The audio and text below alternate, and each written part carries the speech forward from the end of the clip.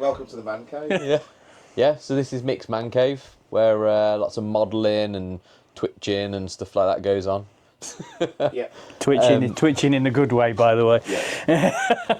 So we've had a look around Bob, done a bit of an assessment, haven't we? And I think we kind of need to decide a bit a running order of jobs probably now. So, do you want me to go down the list of things we found wrong? Yeah, that'd be good, wouldn't it? Okay, so in no order whatsoever, because I don't do things in order.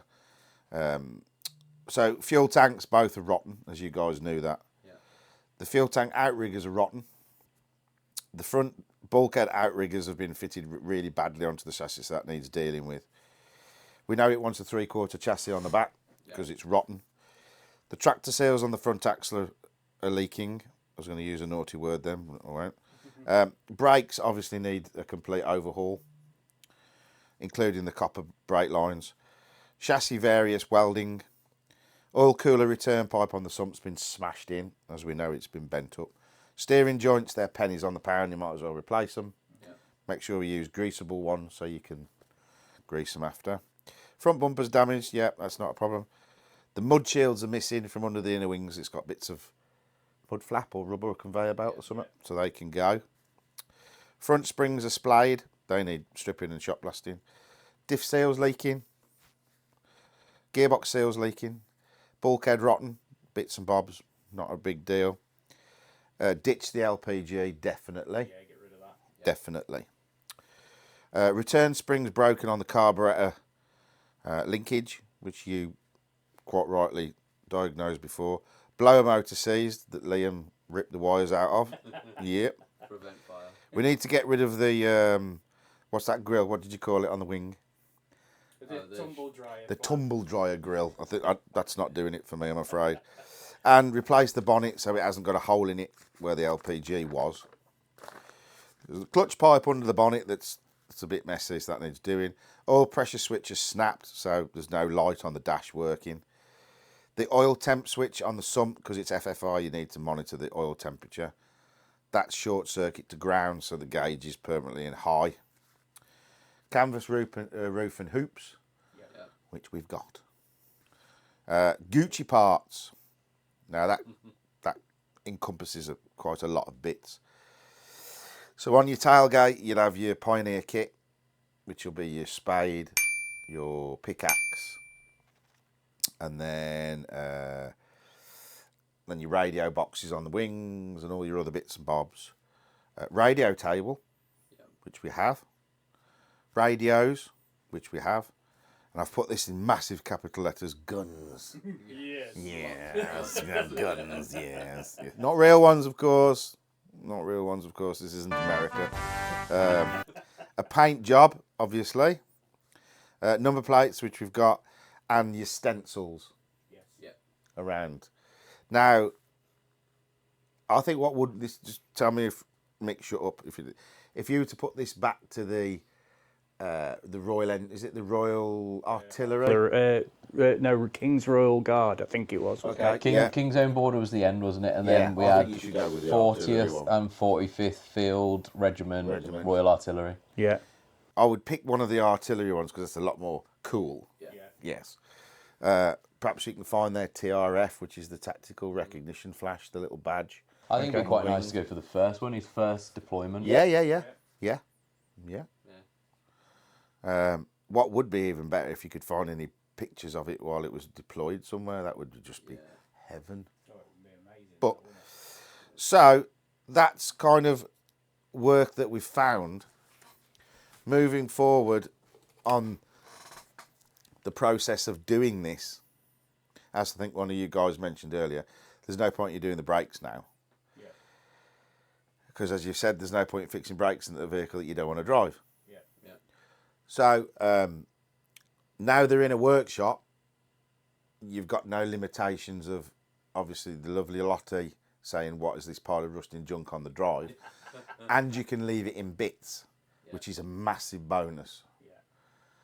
So your first port of call is lose the roof, lose the back body, because the back body's shot. So we've got a back body, get that off. That leaves it open then to changing the rear cross member and the chassis spring hangers. yes. Take your seat box out. That way you can do your fuel tap, recondition that, because that would definitely want seals in it. Look at all your fuel lines. Easy to route the brake pipes. Wings off, because you've got to get to the footwells to repair the footwells. And what I suggest to the guys is we pull the engine out, clean it all up, change some seals and gaskets, get it in the booth and spray it duck egg blue again.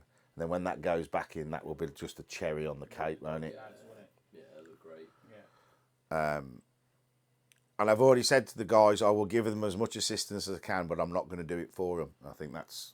Yeah, I think particularly for me, because it's like a learning experience, isn't it? Like learning to weld, learning to do loads of stuff. Like you're competent, aren't you? But like, Yeah, I've still got to learn. Yeah, you know, although I've done it and I'm fairly competent at it, it doesn't mean that I can do it properly. So yeah, willing to learn for sure. But the opportunity to learn from you as well, because you've got so much knowledge. I can give you guidance, and you know, you can use the other chassis in the yard as reference. You can see how it's done.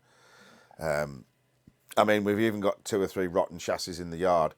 If you want to practice on one of them first, just cutting letterboxes out, putting them in, get perfect your skill before you go on. Particularly, isn't it? Yeah. I've never welded. Yeah, that's a good point. Well, that's it. Welding's not easy, but it's just technique and it's practice and knowing your welder.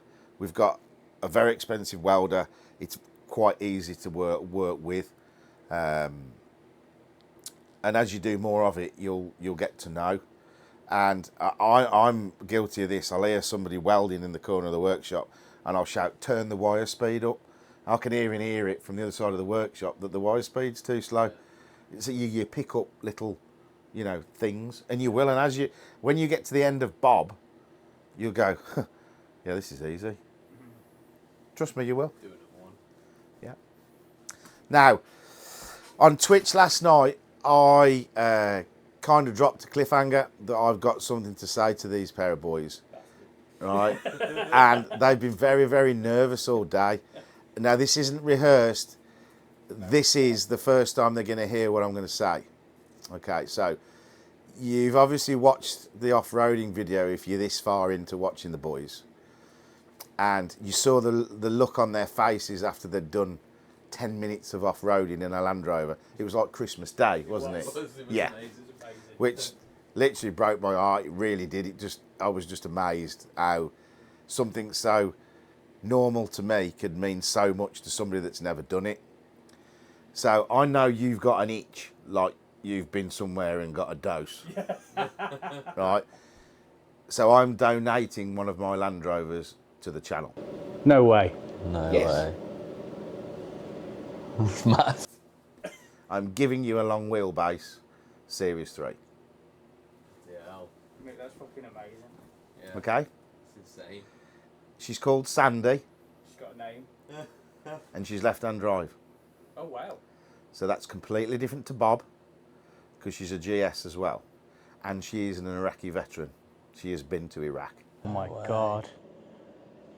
She does need work, but she's complete. This is amazing. Okay? Incredible. So, I completely and utterly don't know what to say. It's just amazing that somebody that doesn't know us, has never met us before, would do something like this for us. but have you ever met someone that you just instantly clicked with? Not until now. Yeah. Well, you pair have. Well, I mean, we did, but we worked together for a bit. This was something very strange. Yeah. I'd seen you on YouTube. Yeah. And it wasn't until you mentioned the whole Drive Tribe thing, and I went, sorry, swear word. Yeah. And I went, shit, I know who he is. I've watched him. I've watched him do these things. All of a sudden, this guy's come out of nowhere. Should I explain to the viewers how we became... Yes. Yeah. Right, okay. Yeah. So, I stream on Twitch under mad_Ford_engineering. Sorry for the plug, but, you know. No, absolutely. And I do a little thing from the man cave every now and then. I do reaction videos. And my viewers put videos in my Discord for me to watch and react to, and usually lose my face and start exploding at things. But hey ho. And one of the videos that was put up was Meet Bob. And I totally missed it on Discord. I didn't see it the first time around. And one of my mods was telling me, Mick, you need to watch about Bob. I said, well, who the hell is Bob?